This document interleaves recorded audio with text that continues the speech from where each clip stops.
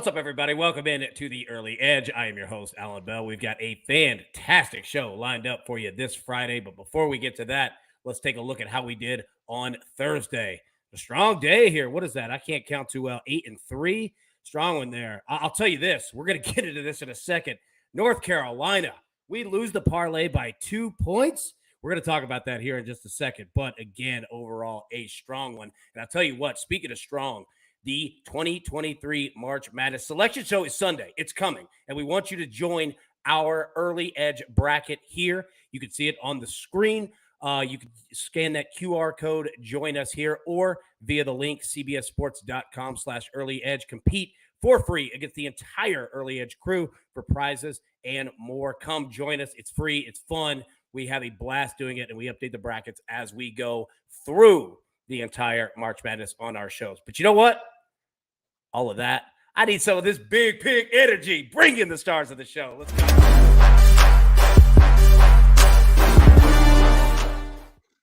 That's what I'm talking about, boys. Right there. Dude, first off, my man, Chip Patterson. Bro, I haven't been on a show with you since college football season. I miss you, my man. How we doing? Oh, doing fantastic, because other than it's great to see you back. Great that you're back in the mix, AB, because, well, you've been missing me. Come on, buddy. You know, I'm still watching you. It's great to converse with you. Good morning, Buckets. Good morning, Sia. Good morning, Early Edge fam. Huge day of college hoops. And I got to be honest with you, okay? It's going to be busy. Wall-to-wall hoops. I'm going to be on and off CBS Sports HQ all day. Got a kid that's homesick right now. I need to summon the strength of like 3 chips. So send the good vibes this way, and let's get some winners. Dude, the planet is not ready for 3 chips, but I'm ready for 3 chips, and you're going to be on CBS Sports HQ. I love it. I'll be on there tonight, 6:30 p.m. Eastern as well. Maybe me and Chip will cross streams here, throwing some picks at it, and have fun. I'll tell you this. You know, I was speaking about that parlay. So we hit 2 of the 3 legs. Arizona comes through. Texas comes through. North Carolina, Virginia, we have the over 129. It's 127. Okay, and North Carolina is firing 9 million missile threes. We just need one. We just need one. Don't get it. Just brick city all over. It was like March Madness mode, because I'm standing in my living room screaming, right? Like, please just drill one. Couldn't get it, but man, that's college basketball. I love it, dude. My man, Sia Nejad, looking sharp as always. How we doing? We're doing great. Having a really nice week, and I really want to close the weekdays out with maybe a 2-0 stretch. So I've brought 2 picks with me, another NCAA pick and another PGA pick. Man, I love this show. And just the idea of 3 chips, it gives me anxiety. 1 chip, totally cool. 3 chips, that's too much. Yeah, you know what? Well, I'll tell you this. Look, first off, chip cube, that's what we want. And 2, some people just want to watch the world burn. And I kind of am in that mood right now. I want as many chips as possible. But the best part is it's all positive, right? Like it's no negative energy whatsoever. And speaking of positive energy, all right, first off, my man Buckets, my favorite part is that people in the chat, like who haven't like seen you like in real life, don't realize that you're like 6'17". So also like that's awesome. And then number 2, this background. What do we got going on here with the black things behind? I thought it was duct tape at first. No, it's not duct tape. It's just sound paneling. Hopefully makes the sound a little better in here, especially when my dog comes in here and starts screaming every 15 seconds. So it's kind of meant to just dampen the sound, keep the quality good. And AB, I just want to say real quick, I'm glad I'm 6'17", because your boy Buckets went on a date last night. Whoa! And I showed her some of the videos we were doing, and she kept asking a lot of questions about Sia specifically. So I'm really leaning into the height here a little bit today.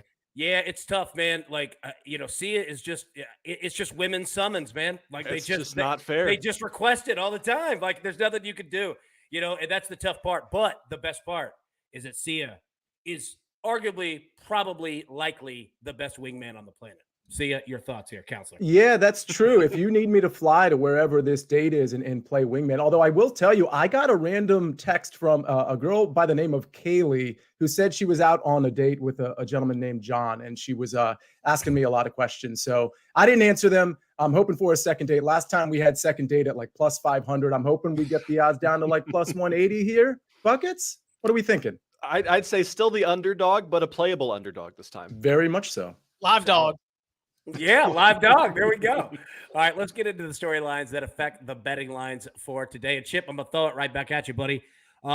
talking about how to handle teams after playing overtime games in conference tournaments. So I'm going to step away, let you take the mic, man. What you got, bud? Yeah, I'm going to try not to get too nerdy in this, but this is real important because it is not as simple as looking at a team that played an overtime game one day and just automatically thinking that you're going to fade them. You're going to fade them because you think they're going to be worn down. You're going to fade them because you think the jumpers are going to come up a little bit short, but you really got to look under the hood. You got to put in some work, and I'll give you some examples. So overtime games that we had yesterday: Marquette, Mississippi State, Jackson State, Cal State, Fullerton, San Jose State, Boise State. But what you should do with your handicapping depends on how many possessions there were in that game that had 5 extra minutes and how many possessions that team is used to playing. For example, Mississippi State had 78 possessions in its overtime win against Florida. They averaged 64.1. That really isn't like 5 minutes of Mississippi State basketball. That is 8, nearly 9 minutes of Mississippi State basketball at the pace they play during the season. Marquette had 83 possessions in an overtime win against St. John's. They normally average 69.1. That's not 5 minutes of extra basketball. That's more like 8 minutes of extra basketball at the pace that Marquette is used to playing. Those teams are going to be more impacted. Now let's look at the other side of this, because San Jose State, 70 possessions in an overtime win against Nevada. That's more like 4.5 extra minutes of San Jose State basketball. It's about even. And then Boise State, they went to overtime for their win, 71 possessions in that game. But guess what? That doesn't even come out like 5 minutes of Boise State basketball. That's like 3 minutes of Boise State basketball. Maybe you jump on the other side of that as well. It is not as simple as fading a team that played in overtime. You got to know what kind of game that was and what kind of game they're used to playing. Yeah. All right. So can we go ahead and just clip all of that? Because that, you just dropped dimes, like legitimately. AMAG says it in the chat right here. Like, you nailed it. Like, that is fantastic. Excellent information. Now, some other excellent information. We're going to stay in college basketball here. And Sia, counselor, all right, on retainer, all right, throughout the entire March Madness here. And you've got some information. How do we break down contenders versus pretenders this time of year? Well, if I may, can I just adopt what Chip said and have it be my storyline as well? That was way too good. Please don't have me ever go after Chip. With that said, listen, what I've really been doing this entire week, and I'm 4-0 so far in college basketball this week, is really trying to identify some of the pretenders and some of the contenders. And what I mean by that is identifying, like, a lot of people are breaking these games down, whether it's Ken Palm or something else, and they're kind of using season data, or they're going back a little bit too far, and they're not really catching the teams that are truly emerging right now, that have been really good in the last 2 to 3 weeks. And that's really what I'm keyed in upon. A lot of these young teams like Duke that I had yesterday, they're a freshman-led team for the most part, and they're really coming into their own. That makes sense, right? The beginning of the season, bunch of freshmen, probably not going to work out for them. But as the season progresses, these teams progress, especially these young teams. So that's something I'm trying to identify today, tomorrow, after Sunday, Selection Sunday, and so forth. And so I have another pick where I've got what I think is a contender versus a pretender. Nice. You know what? And I'll tell you what, like you just said, like this weekend, we're going to figure out so much more. And then once we get the brackets and we see the matchups, 100% on that one. And speaking of matchups, marquee matchups, let's jump into those. But before we do, let's take a quick break and hear from one of our partners. Welcome to the UEFA Europa League on Paramount Plus. What a night! Your home for more ultra-competitive, world-class soccer, where Europe's elite and soccer's Cinderellas pump out that one-of-a-kind white-knuckle excitement that grows with every cut, every cross, and each and every goal!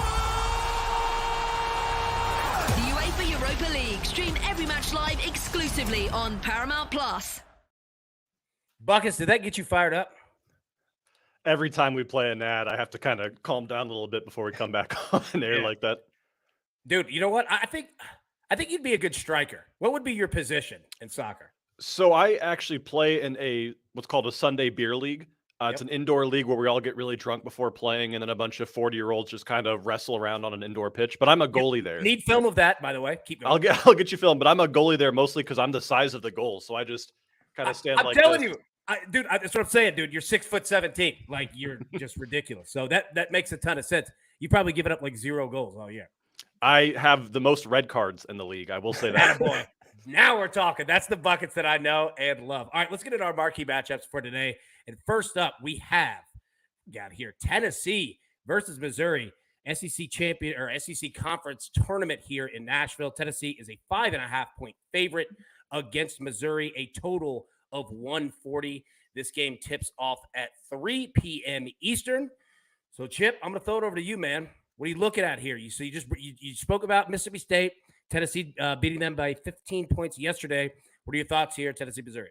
Yeah, well, we got to know that there's some revenge angle here. I mean, the fact that Tennessee had its best offensive performance of the entire season, scored 85 points, did it at an absolutely ridiculous 1.33 points per possession, and got buried by Missouri on a buzzer beater at home. So, yeah, the Vols are going to look to try to get something back. Obviously, Zakai Ziegler, you got to figure out when you're going to think that is going to be a reason why the Vols aren't going to live up to what their ceiling could have been if they were fully healthy, something that they really haven't been one way or another for the better part of 3 or 4 weeks. But ultimately, when I look at this game, I think that I'm going to be going on the under. There's no way that we get anywhere close to that Tennessee offensive performance without Ziegler in the lineup. And I do think that this is a Tennessee team, much like we saw with their run to the SEC Conference Tournament title last year. They do get into their rhythm a little bit defensively. And I thought that they had a good showing yesterday. I will probably lay the points with the Vols, but more than that, I think I would take the under. Yeah, I'll tell you this. We've made some pretty good money recently playing not only Tennessee unders, but Tennessee first half unders. Like if you could get it, I don't know what the number is, but if you could, like if it's in the 60s, man, Tennessee's been like their defense shows up, right? Like their offense doesn't always. You don't know what you're going to get, like you said, but yeah, their defense for sure. Sia, any thoughts you have here in the SEC tournament? Yeah, it makes me miss football season a little bit because Allan, I know you were always on those Tennessee first quarter overs, if not first half overs. So, man, we're only up 6 short months away, maybe less, from watching the Vols play again on Saturday afternoons. But I'll say this. The Tennessee injury situation, that's not great. Tennessee just hasn't been very good. I actually like the under as well because we've seen Tennessee go really long stretches just simply not scoring. And so I actually like Missouri here. So I'm on the other side of it with Chip. It's not an official play by any means. If I had to take it, I would take Missouri here. Plus it was 6, it's 5.5 now. So it looks like some money is coming in on Missouri. But I agree with Chip on the under here. Yeah, I feel you, because again, like you mentioned, 1, injuries, 2, it's been, offensive inconsistency really all season. You know what I mean? But like when Rick Barnes gets down, in terms of bringing, his Tennessee team back, like for big games, it's defensively, right? Like that's what they lean on. They're arguably the best defensive team in the country. And they could legitimately make you like just not even get a shot up in possessions multiple times, right? Like, I mean, they're just ferocious. So yeah, I see in the chat here, Chris George says the first half total was 65.5. Dude, like those unders. Well, and listen, let's throw on to this. It's Missouri's first game. Tennessee's the favorite, but Tennessee played against Ole Miss yesterday. Missouri, because they had a better conference record, got the bye into this round. If you think Missouri's going to be a little bit rusty and Tennessee can't score, that's when the rest versus rust, something we talked about here, that's where I like to go with the first half plays for rest versus rust, and that would be a first half under that works for Tennessee and works for Missouri being a little bit rusty. Yep, I completely agree, man. Completely agree. Buckets, real quick. Tennessee winning or losing? What do you think? I had somebody, for some reason, I have a bunch of volunteer fans follow me on Twitter, and I had a guy reach out saying specifically, Buckets, if anybody goes against Tennessee, DM me your Venmo and I will pay for your showdown. Missouri doesn't stand a chance today. So I am trusting him blindly, but I'm saying Tennessee wins this. I'm saying Tennessee wins. He also gave me talking points. He goes, here's some talking points in case things get heated. Tennessee has the #1 defense in college basketball. Missouri won at Tennessee 4 weeks ago on a buzzer beater, only scoring 86 points, and then just kind of gave me this whole plethora. That's a good man. Like, I respect. Like, he nailed it 100%. All right, I like it. All right, let's get into our second marquee matchup today. We have UConn versus Marquette. UConn, a 3.5-point favorite, a total of 147. This game tips off at 6:30 p.m. Eastern tonight. So I'll tell you what, Sia, I'm going to throw it over to you first, and then Chip come in after him. How do you feel about this one? Big East basketball. This is going to be a really intense game. I'm really looking forward to it from the starting lineups forward. I mean, the Big East takes their Big East tournament really seriously. I like the dog here. UConn's playing really well, but 3.5 I think is too many points. So I think both of these teams could do some damage. UConn really kind of picking it up from really a cold stretch in the middle of the season. But if I'm getting 3.5 points, it's not a bet. It's not an official bet I'm making. But I do think this is going to be a close, very competitive game, and I would take the dog here. Yeah, I feel you on that. Chip, I mean, what are your thoughts, buddy? What do you think? What was that? What was that number that I pulled out here? Marquette had 83 possessions in an overtime win against St. John's. That's not 5 minutes of extra basketball. It's about 8 minutes of extra basketball at the pace Marquette plays. And let's see, where do they rank in bench minutes? Number 265. That's a really tight rotation. Not a lot of depth for this Marquette team. I like UConn to cover. I think the thing that is so dangerous about UConn, but also frustrating if you're trying to wager on them regularly, is that you don't always know where it's going to come from. They just got a lot of versatility of scoring, a lot of different weapons. They play great team defense. But again, looking at the way that game played out for Marquette against St. John, the fact that they don't have a very deep rotation, and the fact that UConn, I think, is the deeper and better team, I'll lay the short number with the Huskies. Laying it indeed. Buckets, I'll tell you what, let's have some fun. All right, everyone in the chat right now, all right, just write the word under and include either your Venmo or your Twitter, one of the two, so that we can find you after the show. Buckets, here's how the game is going to go. You ready? Ready. Okay. The Tennessee-Missouri game, the first half, all right, total 66.5. That's the number we're going to go with, all right? If the under hits, we're going to give out a merch prize pack. How's that sound? Sounds fair. Do I have to spell or anything? Nope. You don't have to do anything. You just have to be a good boy and let us know if you get a second date. I think it's going to happen. But yeah, write your Twitter name, your Venmo, something that we can get in touch with you. And if the first half, Tennessee, Missouri, under 66.5 hits, we'll select one person and send out a merch prize pack courtesy of a sharp-looking young man named Buckets right there. All right, let's get into our best bets for today. But before we do, let's also hear a word from one of our partners.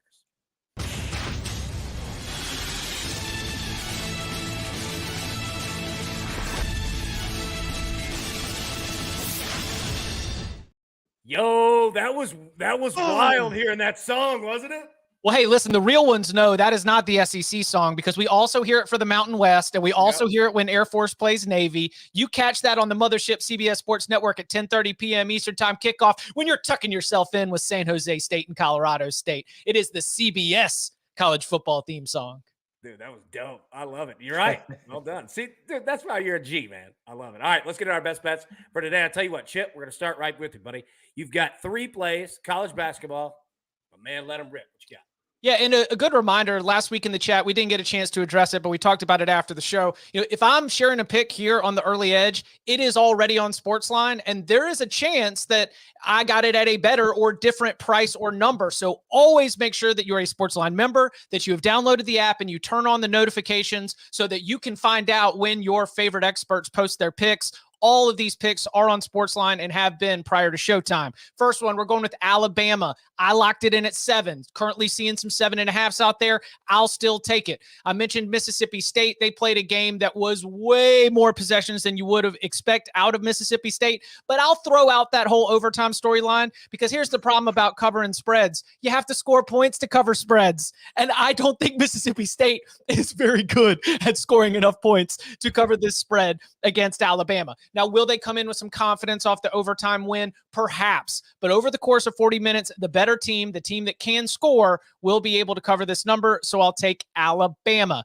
Pivoting over to the Pac-12 tournament, where we've got a very important handicap of the way that we want to handle UCLA in the wake of Jalen Clark's injury. It was news broke yesterday. He's going to be out for the rest of the season. How am I adjusting my handicap? Well, after watching their win against Colorado, they're going to have to score more points, and I downgrade them defensively. Now, they were one of the best defenses in the country. They're still going to be one of the better defenses in the NCAA tournament, but Jalen Clark was one of the most important defensive players in the country. So until the numbers adjust, I'm going to be looking to go with the contrarian UCLA overs. So I'm going to go over the 134 in Oregon and UCLA. Also, let's check up on Dante's status for the Ducks. Saw him leaving a little bit hobbled. If he is not in the game as well, you're taking away one of the best rim protectors that the Ducks have. That would be another way that Oregon would be able to score. So we might be looking at some UCLA overs in the wake of Jalen Clark's injury. And finally, we go to MSG, to the Big East, to my pick to win the Big East tournament. We're We're going with Creighton, and we're laying the 3.5. The reason that I love the Jays to win the Big East tournament for the first time since joining the conference is they've just got so many different weapons, and they're put together so well. Trey Alexander is a walking bucket. He can score at all three levels. Ryan Kalkbrenner is a beast down low on the offensive and defensive end. Ryan Nembhard is able to run that offense, and if you get too consumed trying to follow all the pieces, boom, there's Baylor Shireman, an assassin from deep, dropping those 3-pointers. Xavier, of course, had to dig deep to rally from that deficit against DePaul. They avoided embarrassment, but Creighton went wire to wire against the Villanova trying to make fetch happen Wildcats. It was wishful thinking for the Wildcats, and Creighton, the better team, put the hammer down from the start. Loved the form that I saw, so we'll take Creighton as well. Dude, I'll tell you what. If anybody's like kind of brand new to betting college basketball, you just don't watch it, a ton. If you want fun bets today, like betting Alabama and betting Creighton are two of the most fun offensive teams in college basketball. Like, they are not afraid to let it fly anywhere, anytime. They're fun teams to watch. They're solid bets, man. Well done on that one. Now, buckets. Here's the problem. Okay. I rarely have problems with you. You're one of my favorite human beings of all time. I can't read a damn thing that you have listed in terms of your pick today. Can't read it. Have no clue. All I know is it's soccer. So I'm just going to stop talking and let you go. Well, if it helps, I can barely pronounce some of these your teams to AB here, but I'm going to be continuing a theme that I've been doing so far throughout the week, and that's not focusing on the big leagues where everyone's tired and hurt, but focusing on some of these smaller leagues that maybe didn't have the World Cup duties or the UEFA duties here. And I'm also going with a theme here that for both of my picks today, I think that the books are simply hungover. They are just wrong on some of these lines. I'm starting in the Turkish Super League in a matchup between Giresunspor and Fatih Karagümrük, AB. I think that's how you say it here.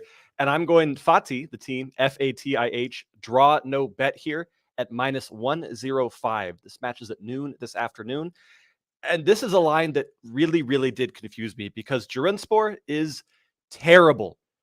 Absolutely terrible. They have not won a match since December, and that came against one of the only teams that's worse than them in Gaziantep.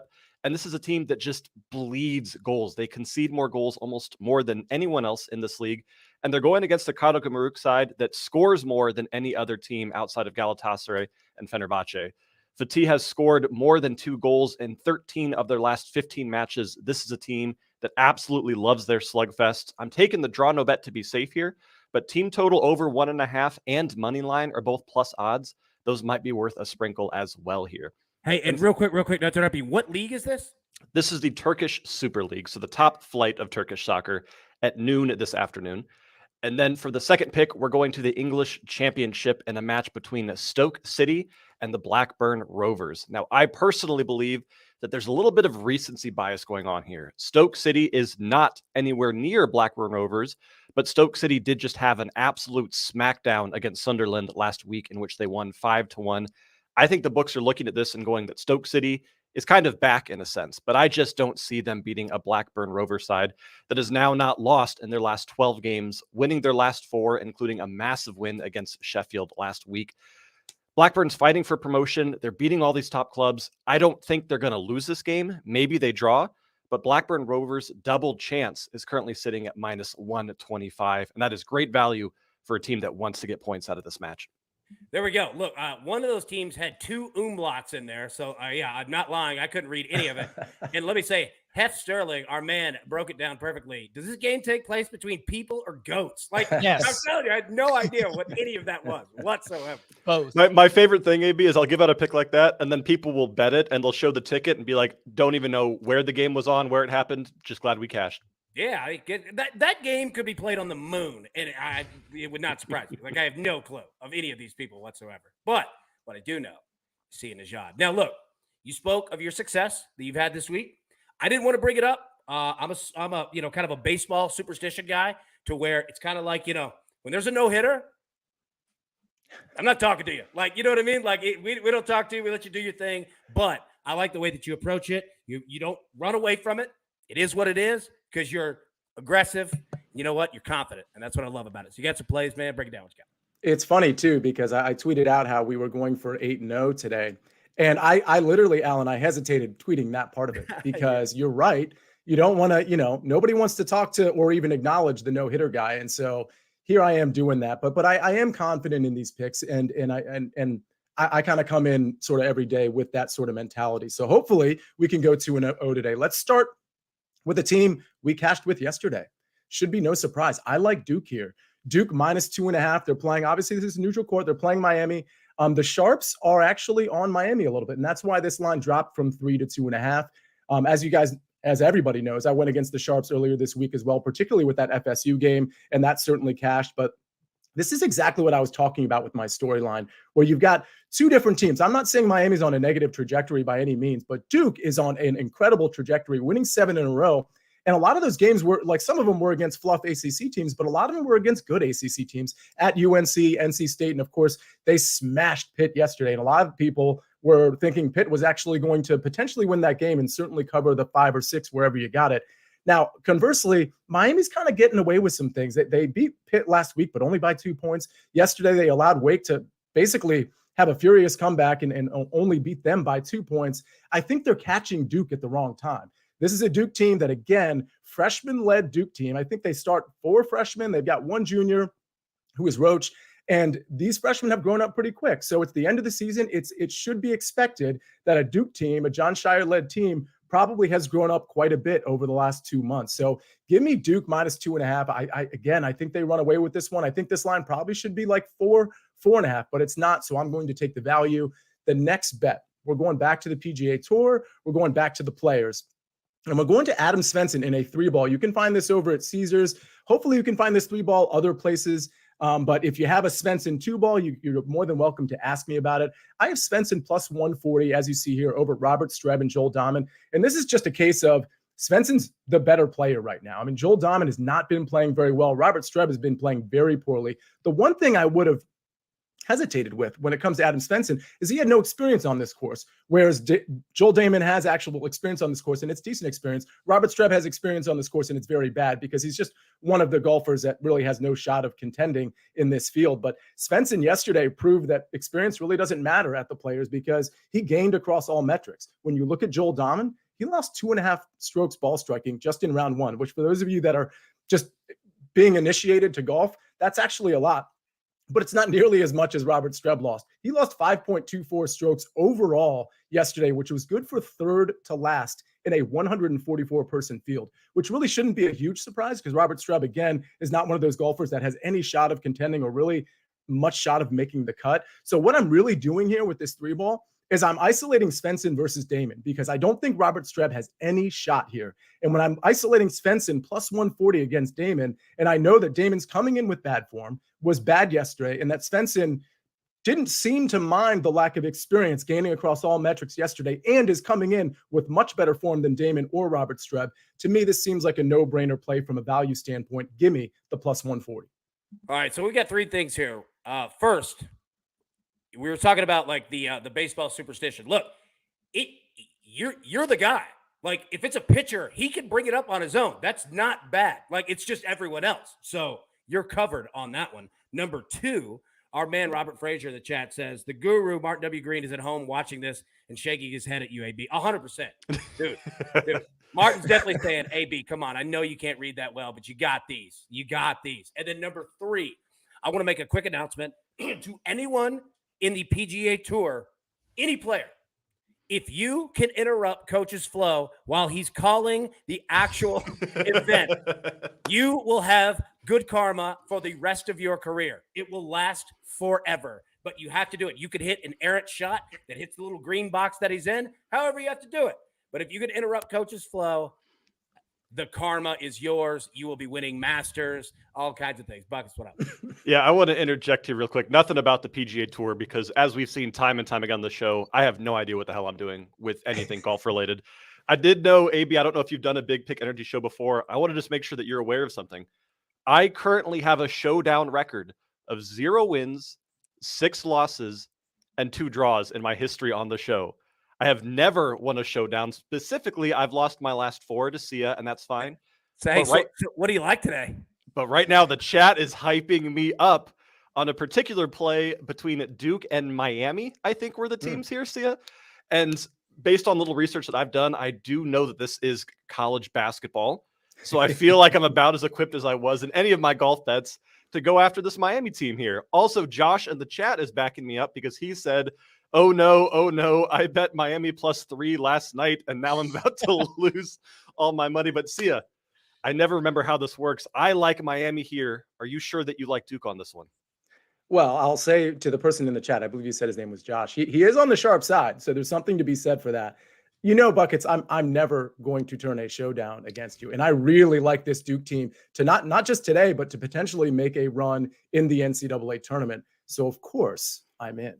All right. Well, Liddy in the chat said it best. Buckets hates money. Snake, play the music. It's gonna be a showdown. I was worried what you were going to say right there. Like, I didn't know if you're going to get the phrase or not, but you've got it. All right, man. I love it. Well done. There we go. All right. See it. What's up? Can I just give a piece of advice to Buckets? And this is not sports, so it's not betting or showdown related.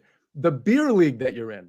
So you're supposed to drink after the soccer, not before the soccer. No wonder we haven't won yet in any of our games. Buckets drinks during the soccer. Like, the net has, a cooler in there. You know when the goalies will run behind the net and grab their water bottle in between plays? I'm just sitting there. How the hell does a goalie and lead the league in red cards? What are you doing, biting people?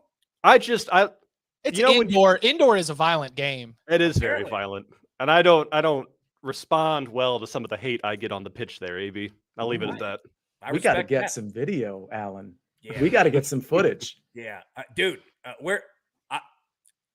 your next game, we're going to be. I'll live stream my next indoor game. Yeah. I love it. All right, everybody, grab your paper, grab your pencil. Let's take a little recap here. Courtesy, Jake the Snake. Here we go. Chip is on Alabama -7, UCLA, Oregon over 134, Creighton -3.5. Buckets, just go ahead and read this. I can't do it. Yeah, is it the Stoke City? Oh, no, the Fatih Karagümrük draw no bet, and then we're on Blackburn Rovers double chance. There we go. Appreciate you. Sia Nejad is on Duke -2.5. 3-ball here. Adams Vinson over Robert Streb and Joel Dahman at +140. All right. It's a hell of a show, boys. I appreciate you letting me on the Big Pick Energy. I love it, man. I've never gotten to host one before, so I had a blast. I hope I did okay. Coach will be back. I think no, he'll be at the Valspar. So you know what? You might have me again. Might have me again. So there we go. Everybody, we'll be live again today at 4 p.m. Eastern for the early Adjun 5, breaking down more of these college basketball games, NBA, and so much more. So until then, everybody, best of luck. Cassie's taking hey, you didn't forget, did you? What? I know it's your first time, but there's something at the end of these Big Pick Energies that everyone's looking forward to that we do every week. Right. It's called the your parlay. Go ahead and let it rip. What do you got, bro? Here or there parlay, everybody. It is the most fun you can have watching soccer teams that you did not know existed previous to this show. And I'm going for an absolutely insane one here. One that could actually get me in trouble with the bosses here, because this is a 2-part parlay that's sitting at +9,800. If you've been on Twitter for longer than these teams? If you've been on Twitter for longer than 5 minutes, you'll see all these fake accounts saying, we've got the fixed match scores. We can tell you exactly what's going to happen. And they're all terrible. Block all of them. However, I'm going to try to give it a shot here by correctly predicting the score of 2 matches that take place tomorrow morning and parlaying these together. Do not put more than a couple bucks on this, but a cup of coffee, if this hits, it'd be pretty nice. That's all I'm going to say. I'm looking at the matchup to start between AZ Alkmaar and FC Groningen in the Netherlands Eredivisie. I'm taking the correct score of Alkmaar winning 3-1 here. Alkmaar is one of these infuriating teams because they can beat teams, as we've seen, by 5, 6, 7, 8 goals at a time. However, they're coming off a very scrappy UEFA competition match against Lazio in which they won 2-1. I expect them to win, but it could be closer than it normally should be against a Groningen side. And I'm parlaying that correct score with Galatasaray versus Kasımpaşa Istanbul. Correct score 2-1 on Galatasaray. Galatasaray is the best team currently in the Turkish Super League. However, they're one of these weird teams that when they're at home, they don't really go ballistic by any means. They have conceded in 9 of their last 10 home games, and we've only scored more than 2 times in 2 of those 10 games. So I'm looking at a 2-1 score here. Parlay those together. Again, only a couple bucks, but at +9,800. Let's have some fun tomorrow. Yeah. All right. So 2 things. One, well done on that. Couldn't pronounce any of that whatsoever. And shout out to Jake the Snake there for finding league logos there. Not an easy Google search there. So, Snake, shout out on that one. And number 2, as the chat mentioned, I absolutely forgot. forgot to do that. No, it was all part of the show because we were supposed to remind you, and that was going to be the bit. We did it. Yeah, we did it. It was sitting there like in front of me on the rundown, and just completely forgot. But you know what? Maybe it's good luck. Plus 9800. I was going to say, if you didn't do it, it was going to hit. That was the thing. It's like if we left it on the cutting room floor, 100% going to hit. So at least it's out there. Chip, you're 100% right. 100% right. That's exactly what would have happened. All right. Do we have any more? No. Events, surprises? Oh, dang. I was kind of hoping we did have one more. All right, everybody. Like I said, we'll be live 4 p.m. Eastern today for the early edge in 5. More college basketball, NBA, props, everything, you name it. Get you all set up for Friday night leading into Saturday. But until then, everybody, best of luck. Let's cash these tickets. We'll see you later today. Thanks.